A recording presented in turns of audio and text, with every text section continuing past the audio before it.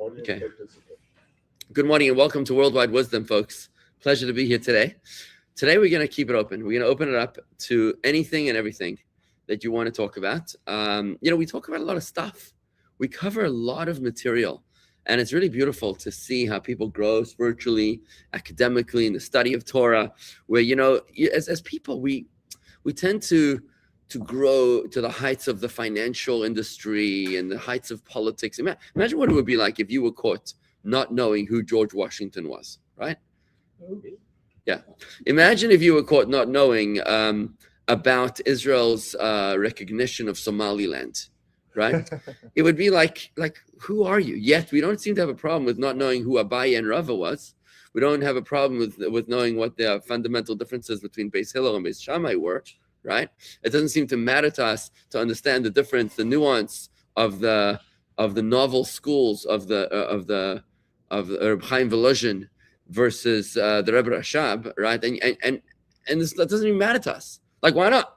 Why is it okay to be third grade level in Judaism, in spirituality, where life really matters? But when it comes to the Wall Street Journal, when it comes to the New York Times, that's when, which is really totally unnecessary and irrelevant. That's where I need to know. I need to be completely up to date. So I want to just say that I'm very proud of this group, of being able to grow so much spiritually. But let's open it up, because sometimes you got questions that you want to ask and you don't have a chance to ask them.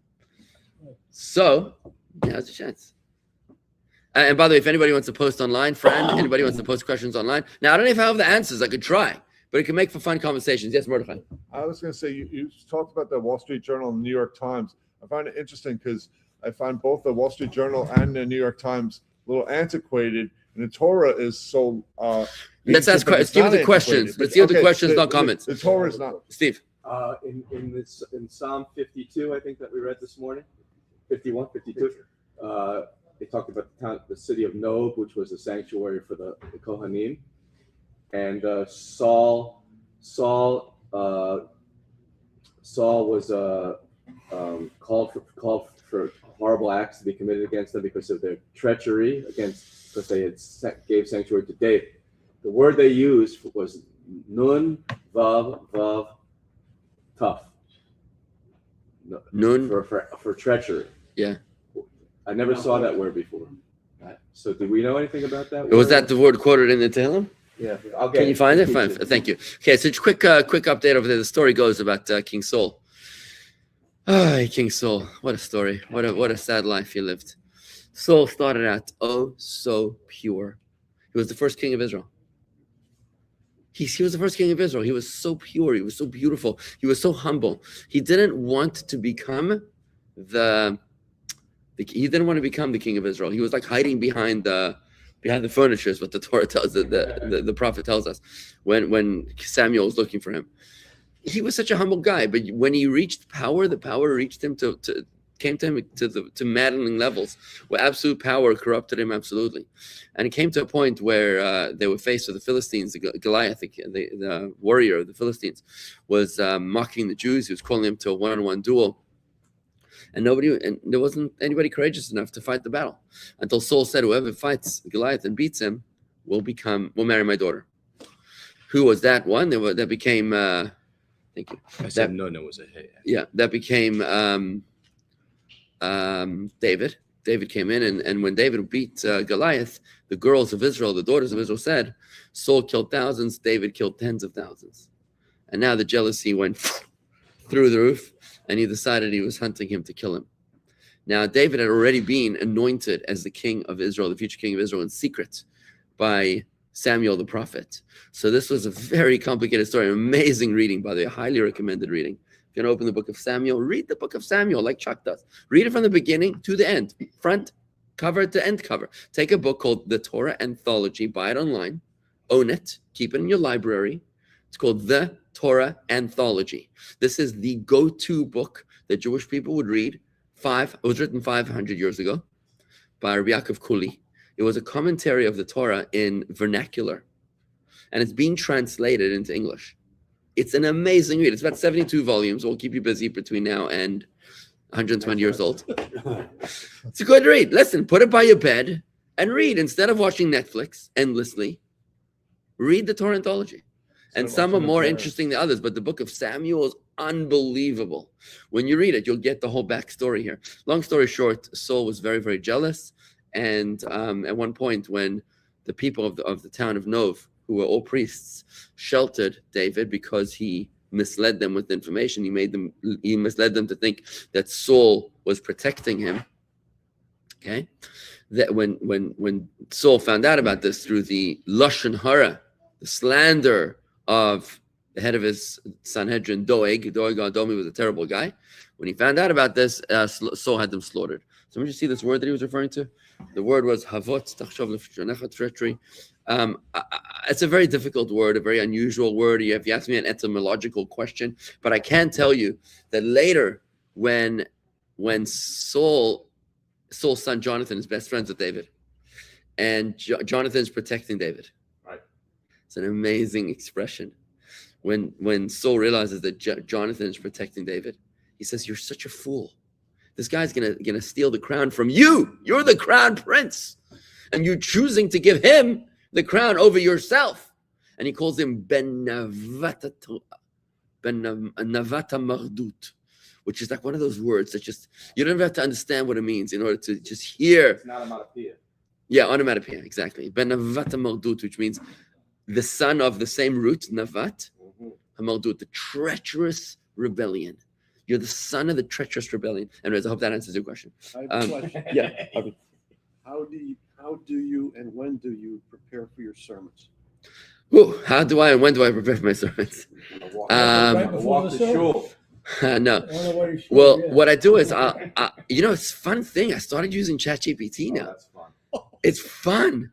It's like you got an idea, right? You have an idea and you're like percolating ideas. I'll think about it like on Thursday. I mean, all week long I'm scanning, right? And often I'll take conversations. I'm always looking for my heart. I'm always looking when something arouses my heart.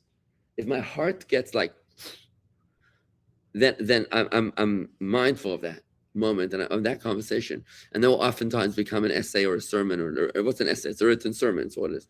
So that becomes it's got to be something that talks to my heart, and then it comes from my heart to your heart, hopefully, right? But what I'll do is that I love to analyze it from new angles, and I'm using ChatGPT now to help me, like just a chavrusa, like a study partner. Like this week, I gave a sermon about circles, right, about the spirituality of circles, and I was like, are there any circles in nature? I mean, squares in nature. And I'm like, no, there's no squares in nature. There's no such thing. Square. Yeah, right. And it's interesting that there actually is. So I was like, what I do is, I often, a new thing I'm starting to do now is I'll tell ChatGPT, hey, this is my sermon. What are people going to think of it? That's fun. And they'll be like, well, they might not connect this thing to that thing. And that's kind of fun, right? I'm like, oh, that's interesting. All right. Is ChatGPT got a Yiddish cup? I have found that ChatGPT has got an anti-Semitic bias. Yeah, it does. When I gave a sermon recently about something which Steve has inspired me about, which is this idea of the etymological origin, the kalk of Palestine being a Greek translation of the word Israel. And ChatGPT refuses to accept it. Flatly refuses. Google AI, by the way, is good with it. But ChatGPT says, nope, this is not okay. And I'm like, why is this not okay? So I say, because most scholars believe, da, da, da, da, da. And I'm like, do you have an anti-Semitic bias? I don't have feelings. Well, the people that programmed you, do they? I'm having this whole conversation with ChatGPT. I'm like, why? Is this fact or is it opinion? And why would you rule an opinion? I'm not asking you about opinions. Yeah. It gets kind of emotional, right? So, but then what I do is the best part of the sermon is when I run it by my wife. I always run it by my wife, and that is brutal. Brutal. It's like being run through the raked over the coals, because that's. Let me ask you, are you ever right? You write it out? No, so I don't really write it out. What I do is after Shabbos, I try to write it out, because by the end of Shabbos, I'm ready. Yes, so like last night, I wrote a few sermons that I just finished. Yeah, good. And I want to try to save them for the future. But it's gonna be fresh. It's gonna be current. It's gonna be, They're always on. Thank you, Rob. You were gonna say something. So I have a very broad general question, and I would like to hear from everybody here how they would have answered this question. So yesterday, Maureen and I had breakfast with her cousin, the cousin's husband, and their 2 adult children. Okay. And I took the first bite of my omelet when Who's adult children? Maureen's cousin Your wife and your cousin and their adult children, right? and their adult children. Yeah. Okay. And they were the cousin. They were married under a chuppah. Their both children were bar and bat mitzvah. I don't know that they have any affiliation today with any synagogues, but I take the first bite of the omelet, and the question is, do you believe in God? The omelet is important to this, right? This is the first part of the omelet. All I want to Break a do few eggs. is eat Chicken my and egg. omelet. Who asked the question? What are the cousins' It was children? the husband who asked the question, and then he announced that he does not believe in God. So it's the son-in-law of the cousin-in-law. No, it's the husband. It's my wife's cousin's husband. Oh, okay. So it's He announces that he does not believe in God and he does not believe in the afterlife. And then the adult daughter said, I don't believe in God either. And then they looked at me and they said, you know, we know that you go to shul every day, blah, blah, blah, blah. Do you believe in God? And I don't, there's no short answer. You know, I go into Pascal's wager. I go into you know, the fact that you took all the parts of a Mercedes Benz and put them on the floor of a warehouse, and you had a million tornadoes that came through there. There's no way that they could ever put together those parts into a Mercedes. So how do you think it is that coincidentally the world became? And as I'm saying this stuff, I realize that I might as well be hitting my head against the wall. How would you have answered that? And your eggs were getting cold. I would. And my eggs are getting I want to tell you, Rob. Exactly. Rob, I loved how you spoke about your diet at that time, because my answer would be very simple. I would have said, I don't believe in the chicken. Chicken or the egg? I'm serious. That's exactly what I would have said. While I'm munching on the omelet, about to put it in my mouth, I would have said, I don't believe in the chicken. Do you? And keep on eating. And what would they have said? Why don't you believe in the chicken? Why don't you believe in God? That'll call for another Because day. we haven't seen the existence of God. Have you seen the chicken? Yes, I've seen a chicken lay. You've seen this chicken? You just ate the chicken. Comes first. No, but seriously, it's the dumbest thing I could ever imagine. Why would somebody say that there's no chicken? Because I never saw the chicken. Have you ever spoken to the chicken? You went to school with the chicken? What, you know what the chicken wears? You know what the chicken's feelings are? No, I don't, but it still exists. I don't understand how it's possible to reject the existence of something just because you never saw it. They didn't say that's the reason they reject it, though. Then what did they say? They just don't believe. So I don't believe in the chicken. This egg is chickenless. This egg is chickenless. Are you okay with that? How can you have a result without a cause? I don't understand. I don't think, you know what? I understand what you're saying. I don't think you'd make it the first base with that argument with this group. So how would you have How do responded? you see cell phone signals, the frequencies? You see them? Anything lead up to the question? But this exists. Cell phone exists. so What it they're can't be doing real. is they're. Rob, why did they ask the question? Why did they say this to you? I always say I don't believe. Did they ask you if you believe in the boogeyman?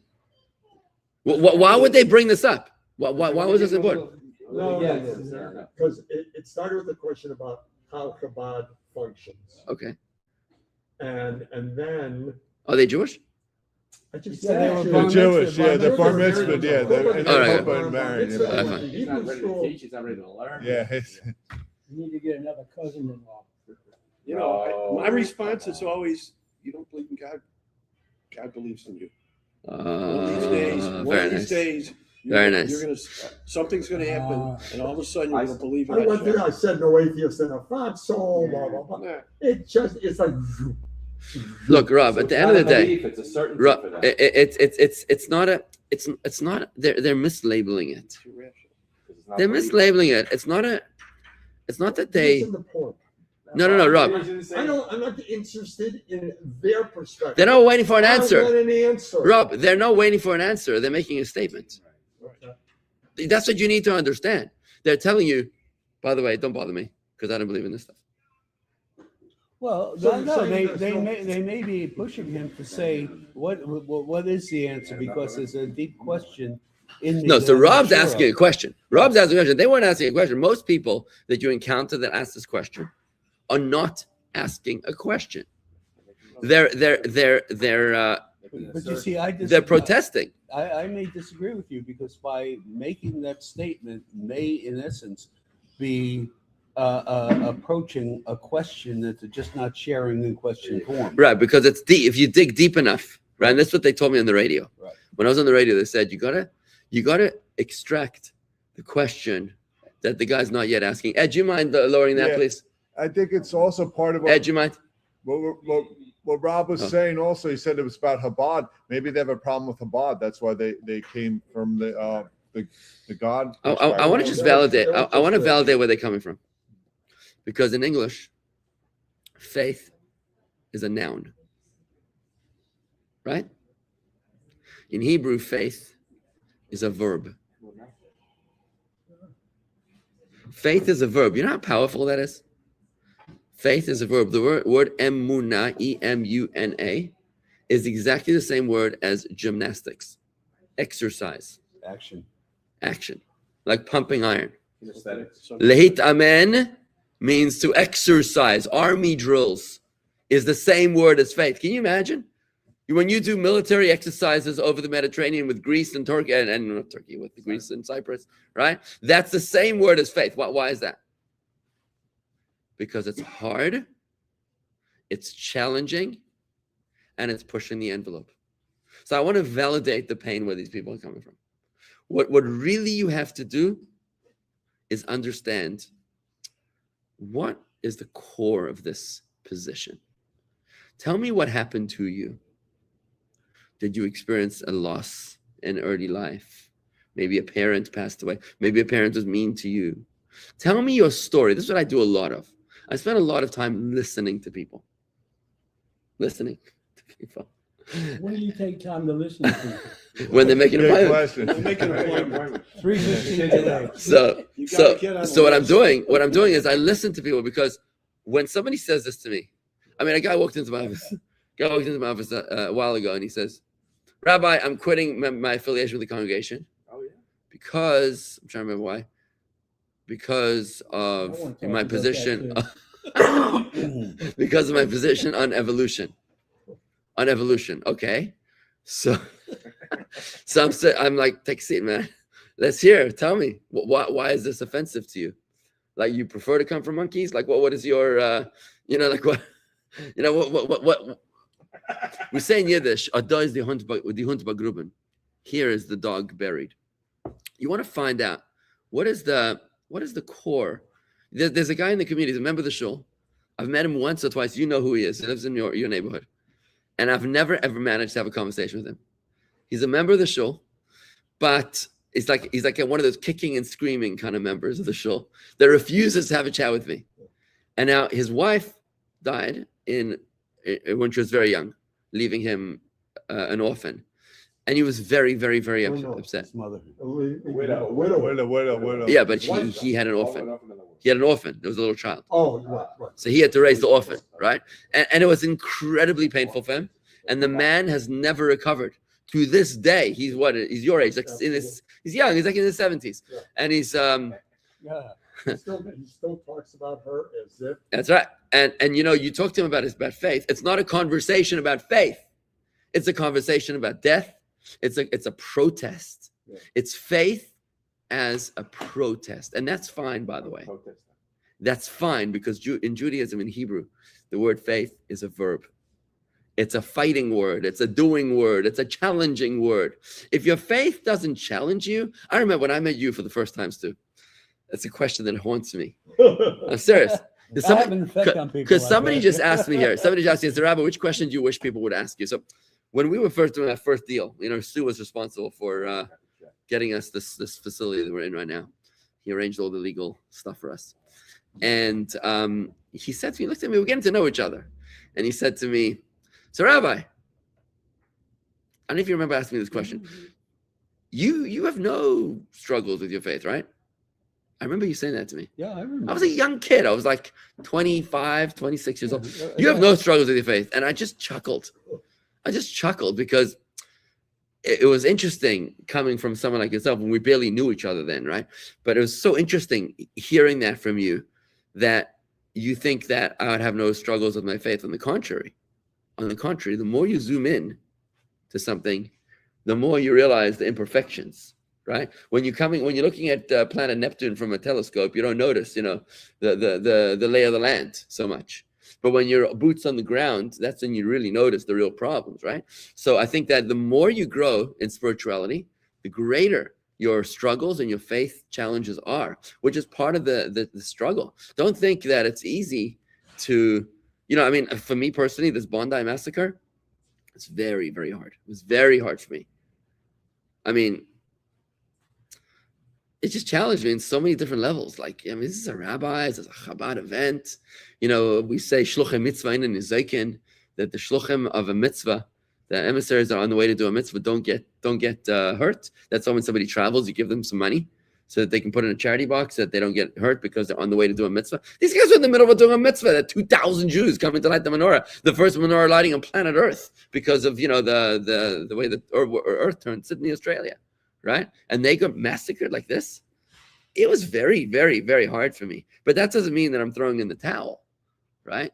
You have hard days in your marriage as well, some people. But you don't throw in the towel and say, I don't believe in you anymore. Some people do, I guess. I guess they do. They get divorced. But it's not really the right way to go, right? It's not really the right way to go. Did I answer the question? I'm not sure if I totally digressed. Well, but yours is a very interesting perspective. Rather than, I made that conversation about me. Should have made it about them. Yeah. To inquire why. See, I'm validating.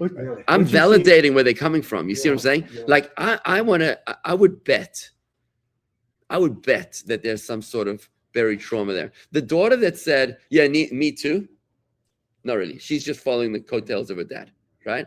But dad who said, I don't believe in God, who made that a major part of the conversation, I would bet that there's some sort of trauma there, maybe a Holocaust, maybe he went bankrupt, maybe something. And he was like, God, if you exist and you could possibly do this to me, I don't believe in you anymore. And you see, now I'm getting you hurt me, so I'm going to hurt you. But Rabbi, I think, and Rob, first to understand. Yeah.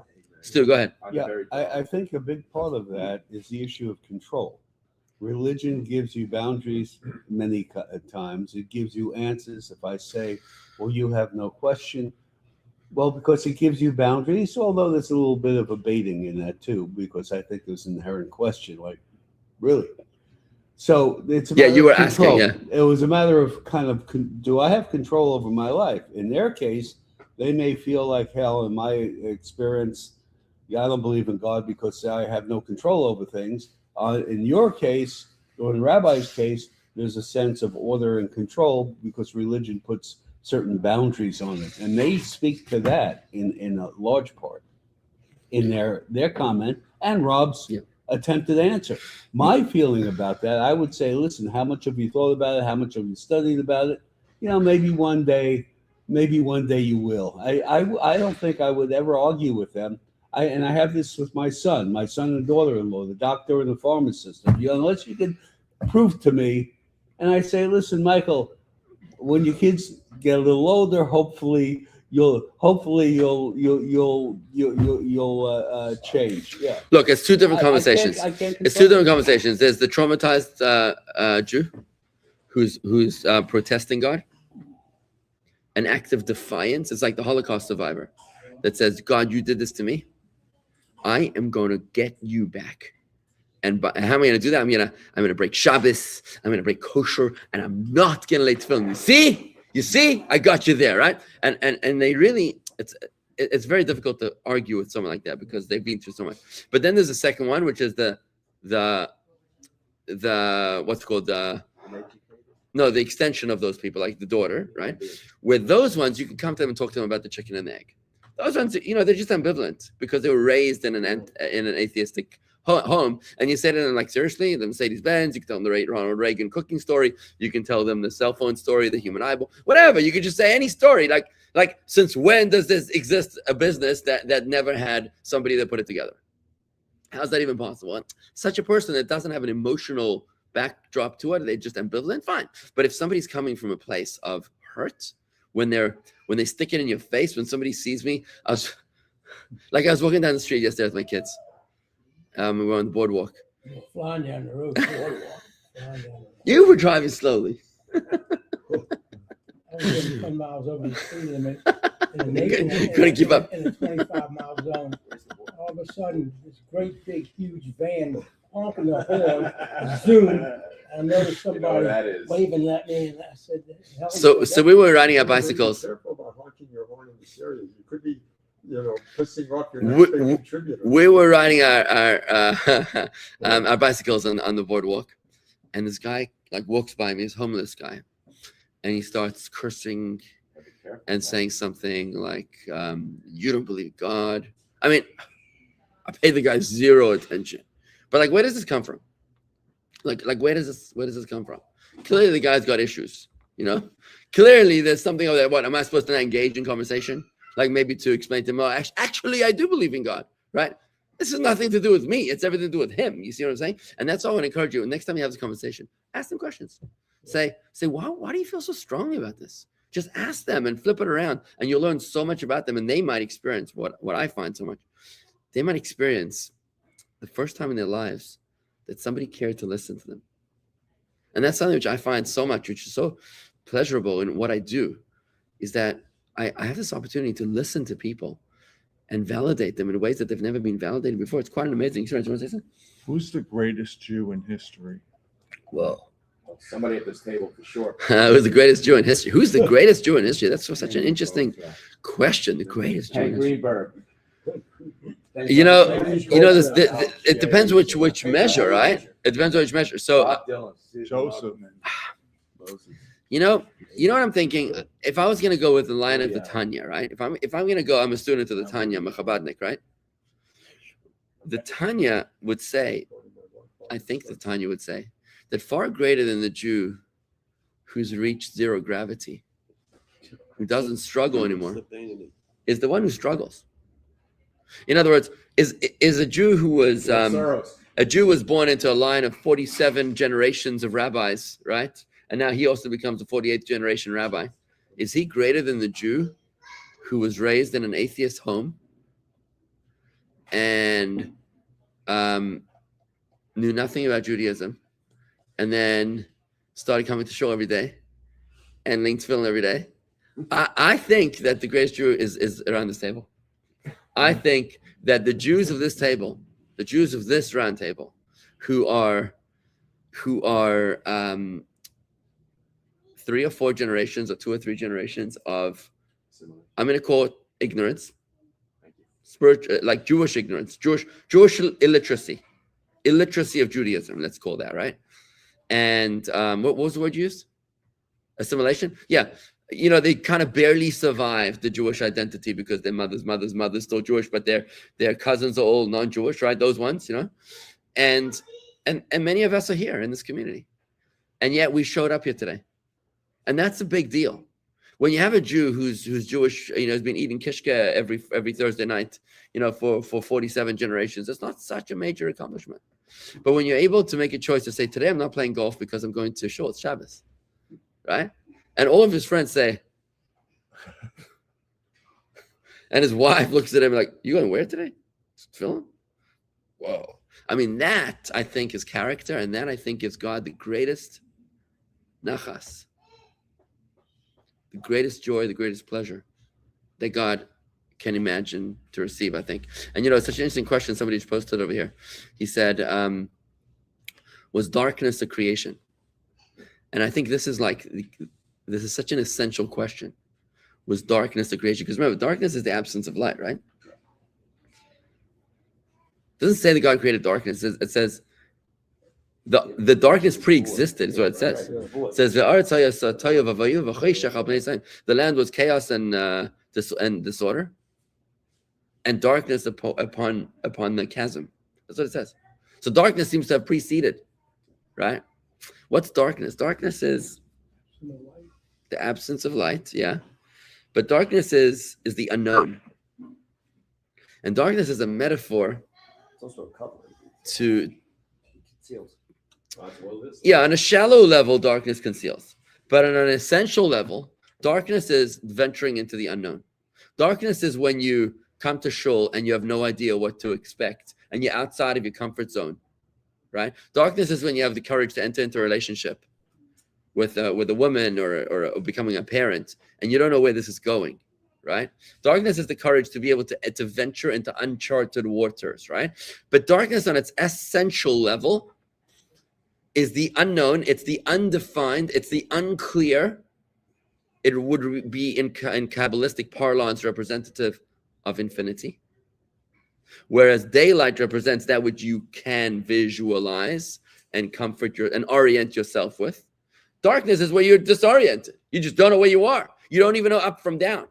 And that, as a metaphor for infinity, Richard, is in fact not a creation because God is infinite.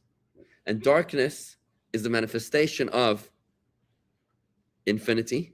And I just want to say one thing that is a mind blower that says like this from the book of Avodas HaKodesh. It says that you cannot say that God is only infinite and not finite.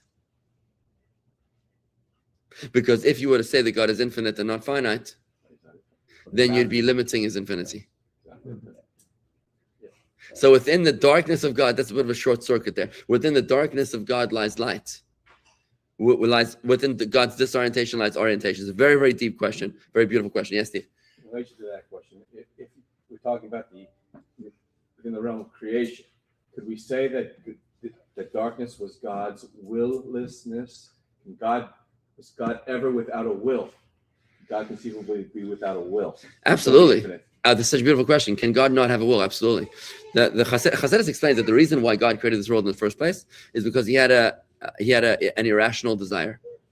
An irrational desire, which was to have a home in the place where he was most unwelcome. Okay? In this lowly world. Dir b'tachtonim, right? This is an irrational desire, which makes no sense. Now, what would have happened if God did not want to have a home in this world? You know what would have happened? Nothing. Right? Nothing would have happened. In fact, that's what we say. But that doesn't mean he doesn't have any other. That's what we say. Listen to this. Check this out. Look at what we say. Such a beautiful affirmation we say every morning before shul. No, before that. After that, I mean. Here, check this out. It says, check this out. Look what it says. Just after the first Shema. You are the same before the world was created. You are the same since the world has been created. Which means the world made not a shred of difference in God's existence. You are the same in this world. You are the same in the world to come. Sanctify your name in the world upon the people who hallow your name. Okay, whatever. Well, what that means is that this world made no difference in God. Imagine, would you be different before you won the $1 billion lottery versus after you won the $1 billion lottery? Of course you'd be different, right? To God, God is so infinite that no detail of existence makes even the slightest speck of a difference to him. Does that make sense? Because finitude cannot impact infinity. Okay. To transform himself to will this irrational world. Oh, by the way, one more thing. I want to tell you, the Rabbi says, you know how we talk about the doctrine of perpetual creation? Yeah. We talk about how the nature of everything is to return to its natural state of being, right? Therefore, God needs to create everything at every single moment in time, because if not, that God would create everything at every single moment in time, it would revert back to its natural state of existence. But guess what? If God did not will it that way, if God would have willed that things do not revert to their original status, then the doctrine of perpetual creation falls down like a house of cards, right? It's only because God tells us that this is the way that he set the world up. That's how we know that it's going to be this way. And the Rebbe points this out in a Sikha. The Rebbe says that if God would have willed something slightly different, then it would have been entirely different. It doesn't have to be this way. 1 + 1 = 2 is because the way God created it that way. But if 1 + 1 was 17, it would have been a totally different structure. Or if 1 + 1 was yellow submarine, then it would have been a totally different, existence, right? You follow what I'm saying? It's a little deep, so whatever. Let's try to land this airplane. Anybody question? Any other question? Yes. Somebody doesn't believe If they don't believe in God, what do they believe in? I think it's an interesting question, Arnie. I think that as human beings, I challenge you to consider whether this is true, that I think that human beings need to always affiliate with something bigger than themselves, which is why we always try to affiliate with movements, socialism, communism, atheism, LGBTQism, Democratic Party, Republican Party, Americanism, sports, the big one, right? As human beings, we're always trying to identify with something beyond ourselves because we're essentially restless. Remember, we're created in the image of God. So we are essentially a reflection of something else. Remember that. Because we're essentially a reflection of something else, I mean, even marriage, because we are half of one soul, we're drawn to another person, whether we like it or not. As much as we're kicking and screaming and say that we don't need another person, like the woman, they'll say, whatever. So as much as we deny the fact that I'm independent and I don't need anybody else, we actually do need another person, right? Because we're created in their image. We're half, right? Same thing with God. We can't, so what happens is that we try to anesthetize the pain of being separate from God. We try to fill that hollow, fill the void by occupying ourselves with other stuff, getting involved, getting busy, volunteering, doing stuff. But essentially, I find with people that when I look to them eye to eye, and I'm listening to them, and I say to them, "You're not happy, are you? Are you really fulfilled? Like, are you really fulfilled?" I often find that they'll tell me that they're missing something. And that's when I say to them, I think that you're trying to plug a hole. You're not really addressing the true need of your soul. What is the true need of your soul? Let go and let God. The true need of your soul is to connect to your power source. You're taking this iPhone charger and you're trying to stick it into a Tesla charger, and you're trying to stick it into a 220 volt. You're trying to put it. It's not the right fit.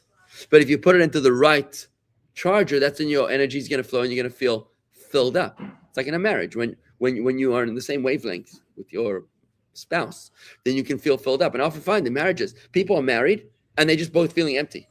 Why is that? They're not connecting. They have different love languages. They're different. He loves gifts and she loves words of affirmation, and they're just like not giving each other what they need to be giving each other. But if you put them on the same rhythm, you're like, okay, she needs words of affirmation, he needs gifts, just like give them what each other needs, and then they start feeling filled up. It's a beautiful thing. So I find that people that don't believe in God are struggling. They're struggling with a certain void, a certain emptiness that they're not comfortable admitting to. They're not comfortable admitting to that void. They just don't like it. But comes a crisis, comes a catastrophe, and that's when breaks their ego. There's a story I said recently in a class about a Rabbi Elazar ben Shimon, who met a man, and he said to him, "Boy, I've never seen somebody as ugly as you." Story in the Talmud, kindness. I've never seen somebody as ugly, as hideous as you. And the man says, "Oh, don't tell me, tell the master who made me." And that's when Rabbi Elazar felt very badly about what just happened. He felt very upset, and he started apologizing. So the Rabbi explains, well, what just happened here? What kind of rabbi would do that? What kind of rabbi would do that to someone? And the Rabbi explains that what he was doing was this man was so conceited, was so arrogant, was so full of himself, that the only way that he was able to become receptive to godliness was by being broken, by being, like a Flintstone, like something that would break him, right? So he needed to say to him something so sharp, so abrasive that it would break him. And in fact, it worked. The rabbi was like, "Oh my God." He said, "Tell the master who made me." It's the first time he ever recognized his maker. So the rabbi was like, "Oh wow, I guess I gave you I used an elephant gun to take out a daffodil." To rock bottom. Exactly. He realized that he was successful. But I find that as a rabbi, I've got to be there for people when they have the catastrophe, when the COVID happens, when the recession happens, when the family crisis happens. If you're there for them, to catch them, to be there without judgment and without, it's a beautiful thing to be able to be there for people. But I do find, Arnie, that people are actually in need of something greater, of something bigger, and that's why they take it so personally when their team loses or wins, because they do need to affiliate with something beyond themselves, and they don't know why. I just go back to what Rob had raised, and I think the essential issue is having control over yourself, having to control over things that you can't understand or control. So people need a sense of control for security, purpose, and definition. Right. Control is a key issue. Right. But what I think they need to do, what I think they need to do is let go and let God. You said that, right? Yes. Let go and let God, because at the end of the day, you can't control. The master of the universe controls. And if you feel the need to control, then that's a form of idolatry, where you feel that you are responsible for everything. But a Jew is able to let go and let God is a very, very beautiful existence. I just have one comment. I think Let's wrap it up with this, yeah. Yeah. Back, you talk about God created the world, so we have a home where he's welcome. Where is he not at that time? Where would he be not welcome? When? Before he created. So that's a very good point. God was welcome everywhere, because God's light was shining everywhere. There was nothing else. Master of the universe who ruled before anything was created. It was only God, right? But God wanted to create a perception, a world where he was the outsider. He wanted to create a world where he was the pariah, and his chosen people were the pariah. Can you see what's going on in the world today? It's amazing. Isn't it amazing? How many countries in the United Nations? 160 something, 170, right? And they're all one after the other. They're all recognizing Palestine. We're all recognizing Palestine. Palestine has no borders. Palestine has no government. Palestine has no charters, no constitution. It's got nothing other than the fact that they hate Israel. It's the one thing that they got, right? What? Yeah. But I'm saying the world is like, we're going to show Israel. Comes Israel this Saturday night, and they're like, we're recognizing Somaliland. Yeah, we're recognizing Somaliland. great. And then if the United Nations is calling an emergency meeting, there's missiles coming from the Houthis. The Iranians are vowing to destroy the West. No emergency meeting. Yeah. But Israel's declaring the recognition of Somaliland, which is actually going to be a solution to move the Gazans out of Gaza, put them into Somaliland, and build Israeli military bases to control the Houthis in the Bab el-Mandab to protect them from Yemen, and preventing Iran's control from the Persian Gulf into the Red Sea. And now this is what up in arms. The United Nations up in arms, right? It's amazing. You'd think that the world should be kissing the feet of Israel to be able to say thank you for protecting the most important shipping route on planet Earth, which we apparently are not strong enough to protect, because you got a bunch of pirates between the Somalis and the Houthis, right? Comes Israel and says, listen, we're going to be the world's policeman, and we're gonna control this area. And this is not what they're all upset about, right? Because it's anti-Semitism. They just cannot stand the fact that the Jews have actually made such a genius checkmate move, right? So this is the world that God wanted to create. He wanted to create a world where he's the pariah, and his people are the pariah. And in that world, you know what we say? That God will be one and his name will be one? Yeah. His name will be one. Say my name. Remember his name, right? That people will be able to say Hashem.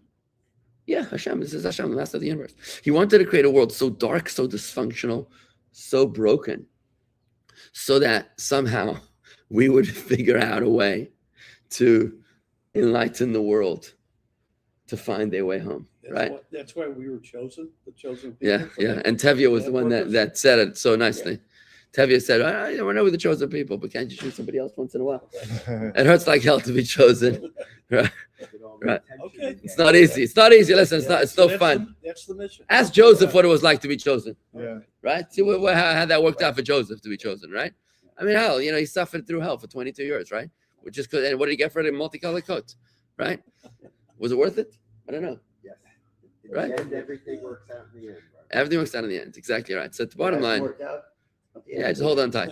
So bottom line, that's the bottom line, guys, is that Hashem's got a plan, and he's got one hell of a sense of humor. Great class today. Okay. Take care, guys. I have a question. Yeah.